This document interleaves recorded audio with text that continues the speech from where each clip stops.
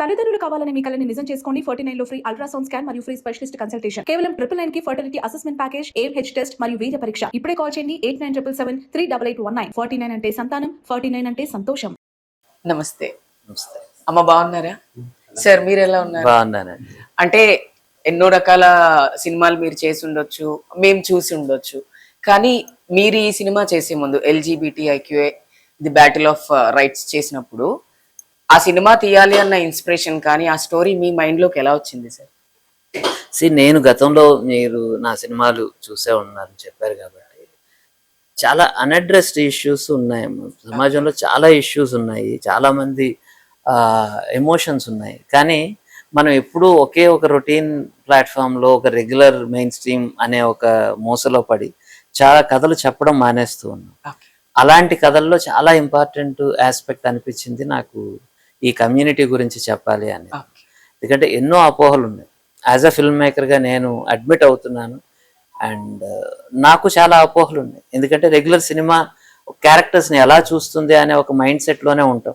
మనందరం సమాజం నుంచి వచ్చిన ప్రోడక్ట్స్మే కాబట్టి ఆ ఇంటెన్షన్తోనే నేను ఉన్నప్పటికీ కూడా ఎప్పుడైతే ఈ సబ్జెక్ట్ మనం వర్క్ చేస్తే బాగుంటుంది అని నాకు అనిపించిందో దెన్ నేను ఇంటరాక్ట్ అవ్వడం మొదలుపెట్టాను. అందులో ఒక రకంగా ఫస్ట్ ఇంటరాక్ట్ అయింది నేను మిమ్మల్ని. నాకు హర్షిని గారుతో దగ్గర మీ నెంబర్ తీసుకోవడం జరిగింది. అండ్ అప్పటి నుంచి ఆ జర్నీ అంతా మీకు తెలుసు. మీరు క్రియేట్ చేసిన పరిచయాలు, వాళ్ళందరినీ కలవడం వల్ల నాకు చాలా విషయాలు తెలిసాయి. అండ్ లైలా గారిని పరిచయం చేశారు. లైలా గారు తాలూకా పర్స్పెక్టివ్, ఇవన్నీ కూడా ఒక స్క్రిప్ట్ని ఒక బ్యూటిఫుల్ స్టోరీగా మలచడంలో, ఒక ఇంక్లూజివ్ సొసైటీని క్రియేట్ చేయడంలో మీరిచ్చిన contribution, thank you very much. And ఇది ఒక ఇన్స్పిరేషన్, మీ అందరితో కలిసి ప్రయాణం చేయటం. ఏవైతే అపోహలు ఉన్నాయో లేకపోతే డౌట్స్ ఉంటాయో వాటన్నిటికీ కూడా ఒక వారధ వేసేది ఈ సినిమా అవుతుందని నేను నమ్మి ఈ సినిమాని ప్రారంభించాను. అమ్మ మీరు ఈ సినిమాలో చాలా ముఖ్యమైన పాత్ర చేశారు. ఎందుకంటే మీ పాత్ర చేసినప్పుడు ఆ స్క్రీన్ నేను కూడా షేర్ చేసుకున్నాను. సో మీరు ఎప్పుడు సినిమాలు చేయలేదు, మీ వరకు వచ్చినా కూడా మీరు రిజెక్ట్ చేశారు చాలా సినిమాలని. చాలా మంది చెప్తుంటారు మాకు కూడా, లైలమ్మ గారిని అడిగినా ఆవిడ సినిమాలు చేయరు అని. ఈ సినిమాలో ఎక్స్క్లూజివ్ గా మీరు ఒక క్యారెక్టర్ చేశారు, అది గురువుగా. మీరు ఆల్రెడీ గురువుగా తెలంగాణ రాష్ట్రంలో, ఇండియాలో చాలా ఫేమస్ పర్సనాలిటీ మీది. ఎన్నో రకాల అవార్డులు, ఎన్నో రకాల స్వచ్ఛంద సంస్థలతో మీరు కలిసి పనిచేశారు కదా. సో ఈ సినిమాలో మీరు ఒక చాలా కీ రోల్, అలా వచ్చి అలా వెళ్ళిపోతుంటారు ఆ సినిమాలో. సో మీకు ఆ పాత్ర ఎంతవరకు జస్టిఫికేషన్ చేసింది అనుకుంటున్నారు కమ్యూనిటీలో? అంటే రియాలిటీ అన్నది నాకు ఇక్కడ నటించాలని ఎక్కడ అనిపించదు. ఇక్కడ ఫస్ట్ ఆఫ్ ఆల్ మనము దీనికి మనం థ్యాంక్స్ చెప్పుకోవాలనుకుంటే ఖచ్చితంగా సునీల్ కుమార్ సార్కే మనం చెప్పుకోవాలి. ఇది ఒక న్యాచురల్ గా మనం మిగతా సినిమాలలో చూసుకుంటే మన క్యారెక్టర్స్ ని ఏదో కామెడియన్ గానో లేదా ఎక్కడో ఒక దగ్గర ఏదో ఒక బ్యాడ్ గా తీసే ఒక సీన్స్ చూసాం. కానీ న్యాచురల్ గా అంటే సినిమా అంటే ఏదో పెద్ద సెటప్ వేసి ఎక్కడెక్కడో కూర్చోబెట్టి ఏదో కెమెరాలు పెట్టి తీయడం కాకుండా రియల్ గా మన లైఫ్ లో ఏముంది, ఎలా ఉంది, అసలు మనం అనుభవిస్తున్నాయి అంటే మన ఇంటి పరిసరాలతో పాటుగా మనం న్యాచురల్ గా ఎలా జీవిస్తున్నాం అనేది అంత న్యాచురల్ గా కూర్చోబెట్టారు కాబట్టి నాకు యాక్టింగ్ అనిపించలేదు. నీకు తెలుసు ఆల్రెడీ నేను కమ్యూనిటీలోనే ఉన్నాను, యాజ్ ఏ గురువుగానే ఉన్నాను కాబట్టి నాకు అక్కడ ఉన్న రోల్ కూడా అదే. కాబట్టి నాకు ఎక్కడ ఫస్ట్ భయం వేసింది. అంటే నటించాలి అంటే నేను ఎప్పుడు కూడా ఇలా ఏదో యాక్టివిస్ట్ గా ఉన్నాం తప్పితే నటించడం అనేది చేయలేదు. బట్ అక్కడ కొంచెం స్టార్టింగ్ లో భయం అనిపించిన, మళ్ళీ పెద్ద యాక్టర్ ఎల్వి శ్రీరామ్ షేర్ చేసుకోవడం స్క్రీన్ అంటే చాలా భయం వేసింది. బట్ అక్కడున్న పరిసరాలు, సార్ కనిపించినటువంటి ఆ స్పేస్, ఆ రియల్ డైలాగ్స్ అవన్నీ చూస్తే నాకు ఏం కొత్త అనిపించలేదు. అంత న్యాచురల్ మూవీ కాబట్టి అంత న్యాచురల్ గా యాక్ట్ చేయడానికి నాకైతే అవకాశం అనిపించింది. నిజంగా దీన్ని మనం ఎంత చెప్పుకున్నా తక్కువనే. మరి సార్ ఎక్కడి నుంచి ఇలా థింగ్స్ వచ్చాయో, ఎందుకు వచ్చాయో తెలియదు. కానీ మన గురించి చాలా మూవీస్ వచ్చాయి అక్కడక్కడ, కొన్ని ఫుల్ ఫ్లెడ్జ్ గా, కొన్ని కొన్ని కొన్ని తెలిసిన. కానీ ఇలాంటి డిఫరెంట్ గా అంటే ఒక లీగల్ ఇష్యూను, ఒక కమ్యూనిటీని, లైఫ్ స్టైల్ను మాత్రమే కాకుండా ఇక్కడ స్పెషల్గా చూసుకుంటే ఒక లీగల్గా అంటే మనం చాలా ఇష్యూస్ని ఎదుర్కొంటున్నాం. కానీ ఎక్కడ కూడా మనకు తెలుసు పోలీస్ స్టేషన్కి పోవాలంటేనే భయము, పోలీసులు మనతో ప్రవర్తించే విధానం మనకు తెలుసు, అదే సొసైటీ మనం పోలీస్ స్టేషన్కి వెళ్తే మనం ఎలా చేసుకుంటుందో కూడా తెలుసు. ఎక్కడ మనకు న్యాయం జరిగిన సందర్భాలు మనకైతే చాలా తక్కువ కాబట్టి ఆ స్పెషల్గా ఆ సబ్జెక్ట్ని తీసుకొని సార్ చేయడము, అందులో నేను ఖచ్చితంగా అనుకోకుండా నువ్వే పిలిచావు. అక్కడ యాక్టింగ్ అని కూడా నాకు తెలియదు అంత జరిగిన. నేను వన్ డే యాక్ట్ చేసినప్పటికి కూడా నాకు ఆ మూవీ అంతా కూడా అట్లా మైండ్ లో మెదిలిపోతుంది. ఇది మనకే కాదు, ఖచ్చితంగా ఇది జనాలకు కూడా ఇది ఒక కొత్తగా చూస్తారని నేను అనుకుంటున్నాను. ఇన్ని రోజులు మనల్ని చూసిన జనాలు ఈ మూవీ చూసిన తర్వాత ఖచ్చితంగా వాళ్ళ ఆలోచనలు, వాళ్ళ ప్రవర్తన మనతో ఉండే విధానం మారుతుందని అయితే నేను అనుకుంటున్నాను. ఖచ్చితంగా. సార్ మీరు ఈ సినిమా చేసినప్పుడు చాలా డిఫికల్టీస్, ప్రతి సినిమా డైరెక్టర్ కూడా ఆర్టిస్ట్ల ద్వారానో లేకపోతే అసోసియేషన్ డైరెక్టర్స్ ద్వారానో లేకపోతే ఏదో ఒక రకంగా ప్రాబ్లమ్స్ ఫేస్ చేశారు. మామూలుగా ఒక ఇద్దరు ముగ్గురు ట్రాన్స్ ఉమెన్స్ ని పెట్టుకొని సినిమా చేసేవాళ్ళు, అమ్మ వాళ్ళు ఎందుకు అబ్బాయిలకి చీరలు కట్టించేసి వాళ్ళతో చేద్దాం, వాళ్ళ ఆర్టిస్టులు కదా వాళ్ళు చేయలేరు అని చెప్తారు. మీ సెట్ లో నాకు తెలిసి 30 నుంచి 40 మంది ట్రాన్స్ విమెన్స్ ఎక్స్క్లూజివ్ గా మీ సెట్స్ లో పనిచేశారు. నైట్ 2 o'clock వరకు పనిచేసిన డేస్ ఉన్నాయి. నైట్ మొత్తం షూట్ చేసి మళ్ళీ మార్నింగ్ కూడా కంటిన్యూస్ గా మీరు షూట్ చేసేవాళ్ళు. సో మీరు పడ్డ డిఫికల్టీ ఏంటి ఈ షూట్ లో? అంటే మీకు కష్టం అనిపించినా లేకపోతే మీకు చాలా హ్యాపీనెస్ ఇచ్చినటువంటి సీన్స్ ఏమైనా ఉన్నాయా? సో డిఫికల్టీ అయితే లక్కీగా ఏం లేదమ్మా, ఎందుకంటే నేను ఆల్మోస్ట్ ఒక 1 year పైనే కమ్యూనిటీతో ట్రావెల్ చేశాను, మీకు తెలుసు అది. సో దానివలన నన్ను వాళ్ళు ఓన్ చేసుకున్నారు న్యాచురల్లీ, అండ్ వాళ్ళు నన్ను అర్థం చేసుకున్నారు. నా పాయింట్ ఆఫ్ వ్యూ ఏంటి, నేను ఏం చెప్పాలి అనుకున్నా. ఇనీషియల్ స్టేజెస్లో డెఫినెట్గా ఒక డౌట్ ఉంటుంది, అటువైపు డౌట్ ఉంటుంది, ఇటువైపు డౌట్ ఉంటుంది. వీళ్ళు ఎందుకు వచ్చారు, ఏ ఇంటెన్షన్ తోటి వచ్చారు, ఎలాంటి ఫిల్మ్ చేస్తారు, మమ్మల్ని మళ్ళీ అదే మోసలో చూపించి ఏమన్నా లాఫింగ్ స్టాక్గా చేసే ఒక ప్రయత్నం జరుగుతుందా, ఇన్ని ఆలోచనలు ఉంటాయి. అలాగే మిగతా సిస్ టీం ఎవరైతే ఉంటారో, కెమెరా టీం కానీ అందరూ కూడా ఎలా హ్యాండిల్ చేయాలి, వాళ్ళతో ఎలా ఉంటుంది అనే, ఎందుకంటే బికాస్ ఒక 2 different ఆర్టిస్టులు ఉన్నారు, మళ్ళీ ఎస్తర్ గారు ఉన్నారు, రాజు కేర్ గారు ఉన్నారు. వీళ్ళందరితో కూడా స్క్రీన్ షేర్ చేసుకున్నాం, క్యారవాన్స్ లో కూర్చున్నాము, తిన్నాము, అందరం బాగానే ఉన్నాం. బట్ ఏంటి అంటే ఇప్పుడు 100 కోట్లు పెట్టి సినిమా తీసిన వాళ్ళు ఒక సీన్ తీయడానికి ఒక రోజు తీసుకుంటారు, 200 కోట్లు పెట్టి సినిమాలు తీస్తారు. ఆ సినిమాలన్నీ ఫిక్షన్స్, అంటే ఊహించుకుందో కల్పితమో అయి ఉంటుంది. సో మీరు ఒక రియాలిటీ, ఒక కోర్ట్ డ్రామాని తీసుకొని వచ్చి ఒక కోర్ట్ లో అండ్ సొసైటీ చైల్డ్హుడ్ ప్రాబ్లమ్స్ దగ్గర నుంచి ఒకవేళ కమ్యూనిటీకి ఉన్నటువంటి అతిపెద్ద ప్రాబ్లం, దాన్ని మేము ప్రాబ్లం గా ఎందుకు చూడము అంటే అది ఎక్కడ రిజిస్టర్ అవ్వదు, అసలు ఎక్కడికి వెళ్ళినా అది ఎఫ్ఐఆర్ అవ్వదు. How it could be possible అని చెప్పి డిపార్ట్మెంట్ అంటుంది, కోర్ట్ అలాగే అంటుంది, సొసైటీ కూడా అలాగే అంటుంది. అలాంటి ఒక చాలా సెన్సిటివ్ టాపిక్ ని మీరు తీసుకున్నారు ఈ సినిమాలో. ట్రాన్స్ విమెన్స్ అంటేనే ఐసోలేటెడ్, అంటే తల్లిదండ్రులకి దూరంగా, సొసైటీకి దూరంగా, కేవలం మాకున్నటువంటి పరిధిలో మా గురువులతో ఉంటాము, లేకపోతే మా కుదిరితే అమ్మా నాన్నతో ఉంటాము, అంతకుమించి సొసైటీలో మేము మింగిల్ అవ్వం కదా. సో దీన్ని మీరు చూపించడానికి చాలా కష్టపడ్డారు. చాలా మంది ఆర్టిస్టులతో నాకు తెలిసి రీటేకులు చాలా తక్కువ జరిగినాయి సినిమా షూట్ అంత వరకు. నాకు మీరు అడిగిన దీంట్లో డిఫికల్టీస్ ఎందుకు లేవు అన్నది విషయం నేను చెప్తాను. ఫస్ట్ ఆఫ్ ఆల్ ఈ సినిమా స్టార్ట్ చేసినప్పుడు, షూట్ చేస్తున్నప్పుడు సినిమాకు ఒక క్రెడిబిలిటీ ఎందుకు వచ్చిందంటే, ఇప్పుడు లైలా గారి ఇలాంటి స్టేచర్లో ఉన్న ఒక ఆర్టిస్ట్, అలాంటి ఒక యాక్టివిస్ట్ సినిమాలో పార్టిసిపేట్ చేయటమే కమ్యూనిటీకి ఒక రకమైన కాన్ఫిడెన్స్. ఎస్, ఇది ఆషామాషి వ్యవహారం కాదు, తప్పుగా చిల్లరగా చేసే పరిస్థితి కాదు, డెఫినెట్ గా దీనికి ఒక ఇంపార్టెన్స్ ఉంది అనేది అందరికీ ఒక అర్థమైన విషయం. సో న్యాచురల్లీ దానికి, ఎందుకంటే బికాస్ ఇనీషియల్ డేస్ లోనే మేడం గారితో నేను షూట్ చేయడం తోటి అదొక మంచి టేక్ ఆఫ్ అయింది. మనం ఆ కమ్యూనిటీ హౌసెస్ లో ఎలా ఉంటుందనే ఒక ఘరానా అది చూపెడుతూ కల్చర్ అంతా చూపించడం తోటి క్యారెక్టర్ చేసిన ఎల్బి శ్రీరామ్ గారికి కూడా ఒక అవగాహన వచ్చింది. ఇదంతా జరిగింది. అండ్ అనదర్ ప్లస్ పాయింట్ ఏంటంటే, ఇంత స్మూత్ గా జరగడానికి కారణం నా అసోసియేట్ డైరెక్టర్ చంద్రముఖి గారు.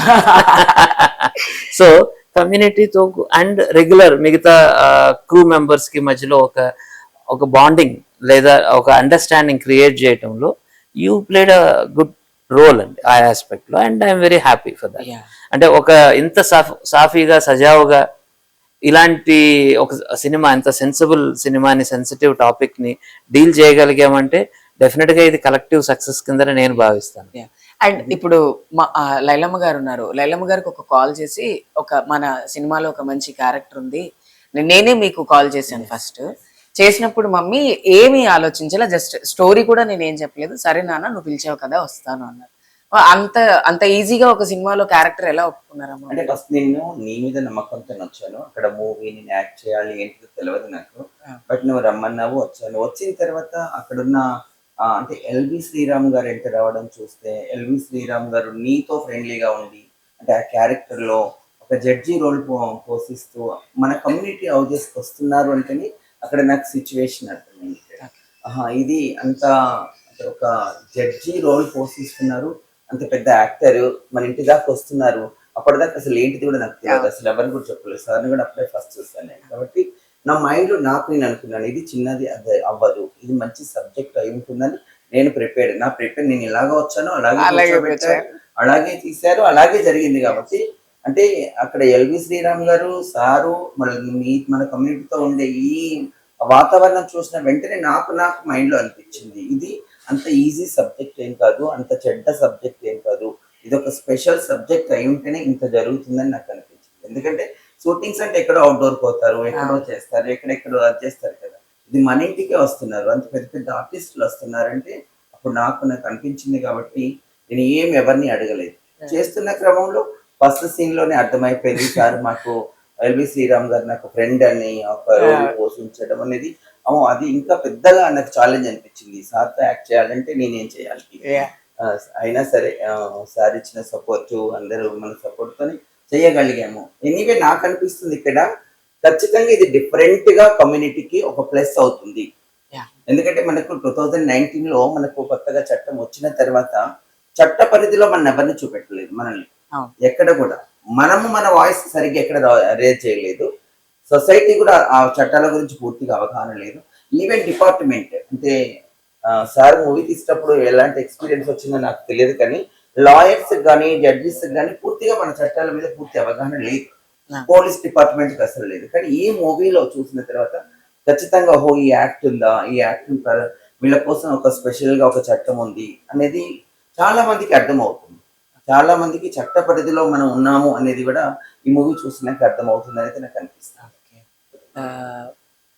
ఈ cinema release date June 19th అనుకుంటున్నారు. ప్రైడ్ మంత్ అంటే చాలా మందికి తెలియదు. LGBTQ అనే వాళ్ళు ఈక్వల్ గా సెలబ్రేట్ చేసుకొని వాళ్ళకున్న కష్టాలని, వాళ్ళకున్న అచీవ్మెంట్స్ ని కూడా వాళ్ళు ప్రదర్శించడానికి యూజ్ చేసేటువంటి మంత్ గా అందరికీ తెలుసు. సో ఈ మంత్ ఈ సినిమా రిలీజ్ చేయాలి అని 19th డేట్ పెట్టుకున్నారు. ఆల్రెడీ పోస్టర్స్ రిలీజ్ చేస్తున్నారు. అందరి పోస్టర్స్ చాలా చాలా పెద్ద కాలేజెస్ లో, స్కూల్స్ లో అండ్ పెద్ద పెద్ద ప్లాట్ఫామ్స్ లో మీరు ఈ యొక్క పోస్టర్స్ లాంచెస్ చేశారు. టీజర్ లాంచ్ ఎప్పుడు చేస్తున్నారు సార్? సో జూన్ 1వ తేదీ, జూన్ 1వ తేదీ.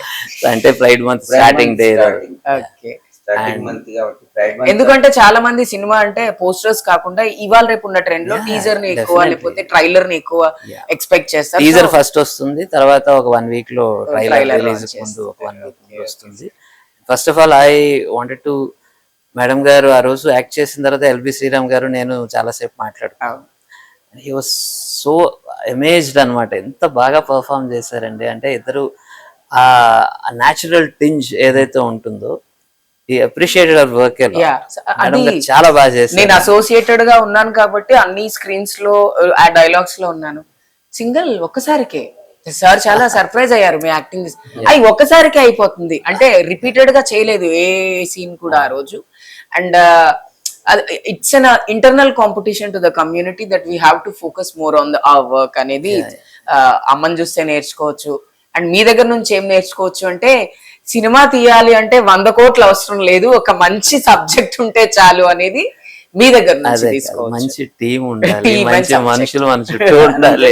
ఇక్కడ మేమైతే పర్టికులర్ గా మీకోసం మేము చెప్పుకోవాల్సింది ఏంటిదంటే, ఇక్కడ చాలా మంది మూవీస్ తీస్తారు, ట్రాన్స్ క్యారెక్టర్ అనగానే ఎవరినో ఒకరికి బాయ్స్ తీసుకొచ్చి వాళ్ళకి ఏదో అంటే మంచి యాక్టింగ్ వస్తుంది మైండ్ లో ఉంటది కాబట్టి వాళ్ళని తీసుకొచ్చి వాళ్ళతోనే యాక్ట్ చేస్తారు, ఎక్కడో ఒక దగ్గర యాక్ట్ చేయిస్తారు, అది తెలియకుండా ఉండిపోతుంది. కానీ ఇక్కడ టోటల్ గా మీరు కమ్యూనిటీనే తీసుకున్నారు అంటే ఇక్కడనే మీ ఇంటెన్షన్ అర్థమవుతుంది. అంటే ఎంత న్యాచురల్ గా ఉండాలనేది మీ థాట్ ఉంది అనేది. నిజమైన జీవితాన్ని అనుభవిస్తున్న వాళ్ళం ఇప్పుడు చంద్ర అన్నట్టుగా నాకు యాక్టింగ్ అనేది రాకపోయినా నేను అంత పోటీ పడి యాక్ట్ చేశానంటే అది యాక్టింగ్ కాదు, నా జీవితం అది. నేను రియల్ గా పోషిస్తున్న జీవితమే కాబట్టి నాకు పెద్ద కష్టం కూడా అనిపించలేదు. మీరంతా అలాంటి వాళ్ళనే తీసుకున్నారు కాబట్టి సార్, ఇక్కడ నిజంగా ఈ మూవీలో చూసిన తర్వాత అంటే నేను మామూలుగా కొన్ని సీన్స్ చూసాను, నేను 1 dayనే యాక్ట్ చేసినప్పటికీ కూడా నాకు మిగతా సీన్స్ గురించి వింటూ ఉంటే అనిపిస్తుంది ఇది రియల్ గా మీరు తీశారు కాబట్టి. సో అంటే చిన్న మూవీ అని అందరు అనుకుంటున్నారేమో, కానీ ఒక పెద్ద సబ్జెక్ట్ ఇది, ఎవ్వరికి తెలియని సబ్జెక్ట్, ఎవరు తీయలేని సబ్జెక్ట్ ఇది. మీరు అలా ఎంచుకొని రియల్ గా మా కమ్యూనిటీని పెట్టి తీయడం అనేది నిజంగా మేము చాలా చాలా గర్వపడుతున్నాము. ఇంత ఇప్పుడు మాకు ఎప్పుడు కూడా ఏదో యూట్యూబ్లలో చిన్న లేదా ఎక్కడో చిన్న ఇప్పుడు పెద్ద అంటే మూవీ అంటే మల్టీప్లెక్స్లలో రిలీజ్ అవబోతుంది. దీని ద్వారా ఖచ్చితంగా మాకు మంచి రోజులు, సొసైటీ కూడా మా గురించి అవగాహన, మెయిన్లీ మా ఫ్యామిలీలకు తెలవాలి. ఇక్కడ మా ఫ్యామిలీసే ఫస్ట్ మాకు విలన్. ఇక్కడ ఫ్యామిలీ అర్థం చేసుకుంటే మేము బయట ఎక్కడైనా ఫ్రీగా ఉండగలుగుతాం, అన్ని నేర్చుకోగలుగుతాం. కాబట్టి ఫ్యామిలీలు చేంజ్ అవ్వాలి. అట్లాగే సొసైటీలో కొంత మాకు చట్టాలు ఉన్నాయి, వీళ్ళకి అనేది ఒక తెలవాలి. వాళ్ళ రిసీవ్నెస్ పెరిగింది అనుకోండి, నిజంగా మేము క్రెడిట్ అంతా మీకే ఉంటుంది. మేము ఇన్నేళ్ళు ఎన్నో యాక్టివిజంలో ఉన్నప్పటికీ కూడా ఇంత లెవెల్లో తీసుకురాలేదు. ఎక్కడో ఒక దగ్గర మాట్లాడడం, ఏదో ఒక స్టేజ్లో షేర్ చేసుకోవడం తప్పితే సినిమా ఎఫెక్ట్ సొసైటీ మీద చాలా ఉంటుంది. కాబట్టి ఈ మూవీ ద్వారా చాలా చేంజ్ వస్తుందని అయితే నేను ఎక్స్పెక్ట్ చేస్తాను. అంటే ఈ సినిమాలో పెద్ద హీరోలు పెద్ద హీరోయిన్లు లేరు, కానీ పెద్ద ఆర్టిస్టులు మాత్రం చాలా పెద్ద పెద్ద వాళ్ళు ఉన్నారు. సో ఈ సినిమాలో హీరోయిన్ గురించి మీరు చెప్పాలనుకుంటే మీరు ఏం చెప్తారమ్మా? హీరోయిన్ అంటేనే హీరోయిన్లకు ఏడ తీసుకొని మన హీరోయిన్ అన్నక్కడ నా దృష్టిలో. ఎందుకంటే సొసైటీ అంతా ఏంది, వీళ్ళు ఎలా అబ్బాయిలు చీరలు కట్టుకుంటారు, అబ్బాయిలు అమ్మాయిలా గిట్టప్ వేసుకుంటున్నారు అన్న కోణంలో నిజంగా మన హీరోయిన్, మన హీమారథడ్ని కనుక చూస్తే ఖచ్చితంగా అమ్మాయిలు సైతం అసూయపడే అంత అందమైన మన అమ్మాయి ఉంది. అంత చక్కటి అంటే అందమే కాదు, అంత మంచి యాక్టింగ్ కూడా చేసింది. ఖచ్చితంగా మనం త్వరలోనే 19th మనం థియేటర్ లో చూస్తాము, తన అందాన్ని చూస్తాము, తనతో పాటు నటన కూడా చూస్తాం. కాబట్టి చాలా మంది తనకు ఫ్యూచర్ రావాలి. ఇక్కడ జెండర్ ని బేస్ చేసుకోకుండా తనను తనలాగే చూసి తనకు కనుక తన యాక్టింగ్ కు కనుక ఒక అవకాశం ఇచ్చే అంత పెద్ద మనసున్న వాళ్ళు మన ఫీల్డ్, మన సినీ ఇండస్ట్రీ చాలా మందిని చేరదీస్తారు. అదే కోణంలో కనుక ఆలోచిస్తే మన హీరోయిన్ ఒక మంచి లెవెల్ కి వెళ్తుందని అయితే నేను అనుకుంటున్నాను. సార్ మీరు చెప్పండి సార్, మీ హీరోయిన్ గురించి, మీ సినిమా హీరోయిన్ గురించి ఒక 2 మాటలు. సో హిమా అంటే సినిమాలో హీరో లేరు, ఆవిడే హీరో, ఆవిడే హీరోయిన్. సో డెఫినెట్ గా మేడం గారు అన్నట్టు she is going to be big asset ఇండస్ట్రీకి. ఒక మంచి performer, artist and good look. So ఇవన్నీ ఉన్నాయి. అండ్ డెఫినెట్ గా నా హీరోయిన్ అని నేను మీరు పరిచయం చేసినటువంటి తెలుగు రాష్ట్రాల్లో తెలుగు ఫిలిం ఇండస్ట్రీ మొత్తంలో ఫస్ట్ ట్రాన్స్ హీరోయిన్ మీరే ఇంట్రడ్యూస్ చేశారు. ఆ క్రెడిట్ కూడా మన టీమ్ కే ఉంది. Thank you. So me cinema బాగా సక్సెస్ అవ్వాలని అండ్ చూసే ప్రతి ఒక్కరు కూడా థియేటర్స్ కి వెళ్ళి సినిమా చూడాలి అని కోరుకుంటూ మీ టీం అందరికి అండ్ మీ హార్డ్ వర్కింగ్ కి థ్యాంక్ యూ సో మచ్. నేను ఇక్కడ ఏమనుకుంటున్నానంటే ఇది ఎల్జిబిటి అనగానే ఏదో ఒక పర్టికులర్ జెండర్ లేదా పర్టికులర్ వ్యక్తులకు అనుకుని సొసైటీ ఏమైనా అనుకోకుండా నేనైతే మెయిన్లీ యూత్ ని నేను అడుగుతున్నాను. మీరందరూ కూడా ఖచ్చితంగా చూడవలసిన మూవీ. ఎందుకంటే కొత్త సబ్జెక్ట్ గురించి ఇప్పుడు తెలుసుకోవాల్సిన అవసరం ఉంది సొసైటీలో. ఇప్పుడు ఈ ఎల్జిబిటి అనేది ఒక సెపరేట్ వినకూడని పదము కాదు, చూడకూడని పదాలు కావు, ఇవేవి కాదు. ఒక కొత్త సబ్జెక్ట్ ఇది. ఇన్ ఫ్యూచర్ లో సొసైటీలో అందరి గురించి తెలవాలి. జంతువుల గురించి, వృక్షాల గురించి నేర్చుకుంటున్న ఈ రోజుల్లో మన మధ్యలో ఉన్నటువంటి ఈ కమ్యూనిటీ గురించి తెలుసుకోకపోవడం నిజంగా ఒక పెద్ద మైనస్ అవుతుంది. కాబట్టి యూత్ అందరూ, మెయిన్లీ స్టూడెంట్స్ కూడా మీరు ఈ ఎల్జిబిటి గురించి ఒక ఫుల్ ఫ్లెడ్జ్ మెసేజ్ మీకు తెలవాలి అనుకుంటే ఖచ్చితంగా ఈ ఎల్జిబిటి మూవీని June 19th రోజు యూత్ అందరూ, స్టూడెంట్స్ అందరూ, అట్లాగే సొసైటీలో ప్రతి ఒక్కరు కూడా చూడాలనేది మా తరపు నుంచి మేము రిక్వెస్ట్ చేస్తున్నాము. వన్ టైం మా రిక్వెస్ట్, మీరు చూసిన తర్వాత మీరే అందరికీ పబ్లిసిటీ చేస్తారని మాకు నమ్మకం. Thank you so much. Thank you అమ్మ. Thank you.